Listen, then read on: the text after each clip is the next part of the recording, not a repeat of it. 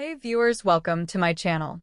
The atmosphere inside the arena was electric, pulsing with the energy of more than 11,000 die-hard WWE fans packed into the OVO Hydro in Glasgow, Scotland.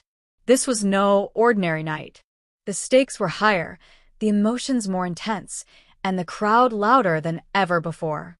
This was the setting for one of the most emotionally charged, physically brutal encounters in recent memory: Cody Rhodes versus AJ Styles for the Undisputed WWE Championship in an I Quit match. AJ Styles, a former champion, had reignited his path to the title by any means necessary. Notably, it wasn't just his athleticism that got him here, it was manipulation. A couple of weeks earlier, Styles had faked his retirement, a deceitful ploy that caught Cody Rhodes and the entire WWE Universe off guard. That emotional manipulation forced Cody's hand, making him accept a challenge Styles never earned through competition. It was a psychological tactic as much as a strategic one, and tonight, AJ was looking to complete the job by breaking not just Cody's body, but his spirit. The commentary team, Michael Cole, Corey Graves, and Wade Barrett, welcomed viewers into the madness with a mix of excitement and gravity. Barrett, in particular, was overjoyed to be calling the action in his homeland. But even he understood the seriousness of what was about to unfold. The I Quit match is one of the most grueling stipulations in professional wrestling. It doesn't end with a pinfall, a count-out, or a disqualification. The only way to win is to make your opponent say the words, "I quit." Those two words, so simple yet humiliating, mark not only defeat but submission of will, something neither competitor was known for.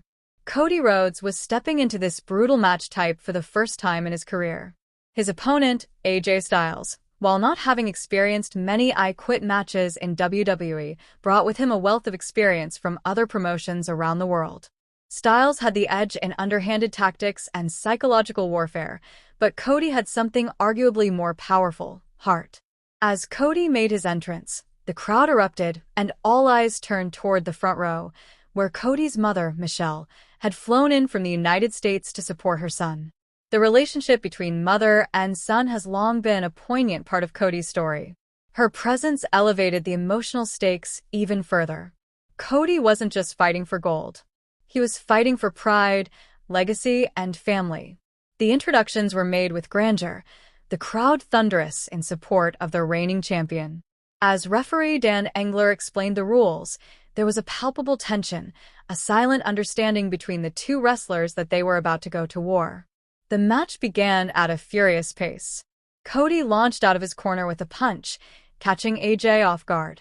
The early momentum was all Cody as he struck with fierce intensity, fueled by betrayal and the need for retribution. However, AJ Styles quickly turned the tide with a thunderous chop and a flurry of strikes. Styles, ever the veteran, aimed not just to hurt Cody, but to humiliate him. This was a match about dominance. He needed to break Cody mentally and emotionally. Graves reminded viewers that in an I Quit match, you must go beyond inflicting pain. You must break your opponent's will to continue. As they battled, the violence escalated. Cody tried to land a disaster kick, but Styles countered expertly. Every move was more vicious than the last. They brawled outside the ring, through the crowd, and even backstage. Styles drove Cody knee first into the steel steps and tossed him against the cold concrete walls, showing no mercy. The commentary speculated whether Cody had made a mistake choosing an I Quit match. Styles had the calf crusher, a devastating submission move. Cody, on the other hand, lacked a signature submission finisher. This potentially placed him at a severe disadvantage. Still, Cody proved he could adapt. At one point, he locked Styles in a classic figure-4 leg lock, wrenching the pressure onto Styles' knee. There were no rope breaks in this match. Styles had to claw his way out or risk permanent injury. It was a rare glimpse of technical prowess from Cody and proof that he could go to the mat just as well as Styles. Back in the crowd and through the locker room, the war continued. Styles played mind games. He baited Cody into mistakes, hoping to burn out his energy reserves. There was talk about AJ possibly nearing the end of his career, but his performance contradicted that idea. He looked sharp, dangerous and calculating. Cody's emotional drive remained his greatest strength and weakness. Fueled by vengeance and family pride, he fought relentlessly.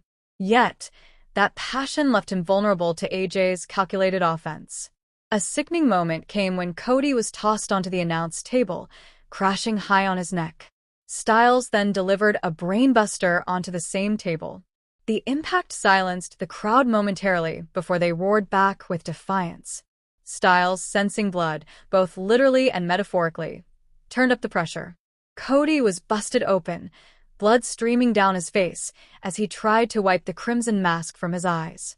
Styles, like a shark smelling blood, zeroed in. He grabbed the ring bell and smashed it against Cody's skull. But Cody would not quit. AJ Styles barked at the referee. "Ask him." The microphone was held to Cody's lips. Despite the blood, pain, and punishment, Cody roared a defiant no. It was a moment of pure grit. The audience, now entirely behind him, thundered their support. More weapons entered the fray. Styles introduced steel chairs and kendo sticks, using them with ruthless intent. Cody's cries echoed through the arena, but each time he was asked to quit, he refused. It was less about the title now, and more about principle, about pride. It was about proving to the world, to his mother, and to himself that he would not give in. AJ, perhaps growing desperate, locked in a tight STF submission. Cody, bloodied and exhausted, began to fade. But this wasn't a standard match. The referee couldn't end it because someone passed out. You had to say, "I quit." So despite Cody's unconscious body, the match continued. What came next was chilling. Styles pulled a velvet bag from under the ring. But instead of a traditional weapon, he produced handcuffs. He handcuffed Cody Rhodes to the ropes, rendering him completely defenseless. What followed was a brutal public flogging. Styles unleashed a barrage of cane shots and chair strikes while screaming at Cody to give up. But even in this helpless state, even with his mother watching, Cody refused. Cody was not just fighting Styles anymore. He was battling the ghosts of his past. Flashbacks to career-threatening losses, to familial expectations, to the shadow of his legendary father, Dusty Rhodes. All of it seemed to fuel his resolve. Styles, now furious and out of ideas, tried every tool in his arsenal. He grabbed Cody by the face, twisted his neck, rammed him with the ring bell again. But Cody wouldn't quit. He looked his mother in the eyes and shouted that he was doing this for her, for their family, for everything they had endured. Cody's body was broken. His face was unrecognizable, but his spirit? Unshaken. The audience watched in awe, seeing a champion refusing to surrender, even when everything, physically and psychologically, was screaming at him to do so. Styles couldn't comprehend it. He had pulled out every weapon, every dirty trick, but nothing worked. Cody Rhodes refused to say the words. A.